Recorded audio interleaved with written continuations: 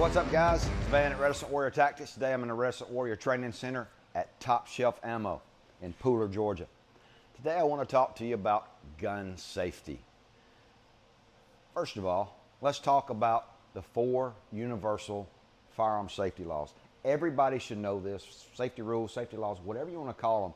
These are things that you cannot break.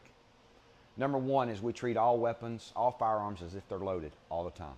So I never point a firearm at anything I'm not willing to kill or destroy. So that's number 1. Treat all weapons as if they are loaded. Number 2 is never point, kind of tailed into that, didn't I?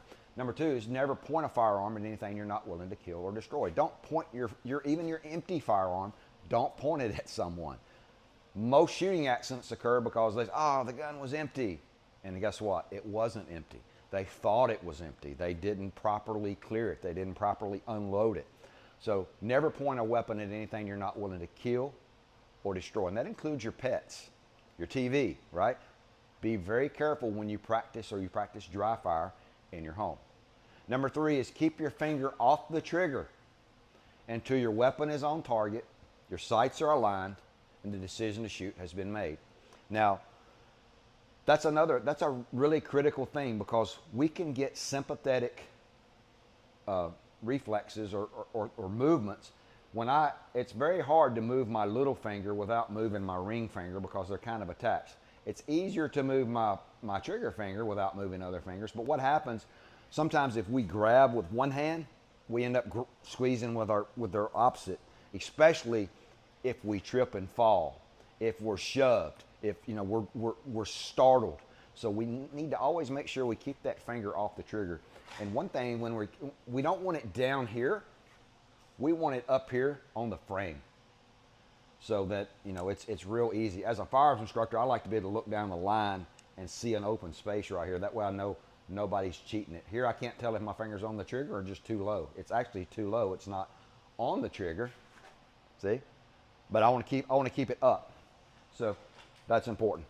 The 4th and final universal safety rule is know your target and what's beyond it. So if I'm shooting at the camera, what's behind the camera? If I miss the camera, what's going to happen? If I hit the camera, what's going to happen to something behind it? Also need to know what's on the left and right and what's between us.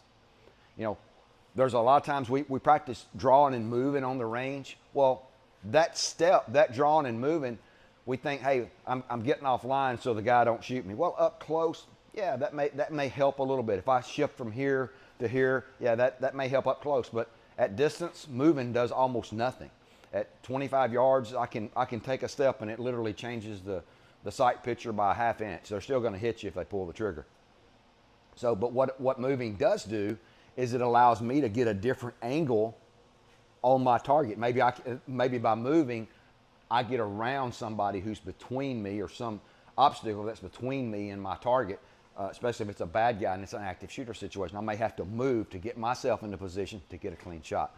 So remember those safety rules. If you don't violate those safety rules, you'll never have any problems. Treat all weapons as if they're loaded all the time, right? Keep your finger off the trigger. Don't point your weapon at anything not willing to kill or destroy. And know your target and what's beyond left and right side. All right, check us out at reticentwarriortactics.com and be prepared for the fight always and in always. Stay safe.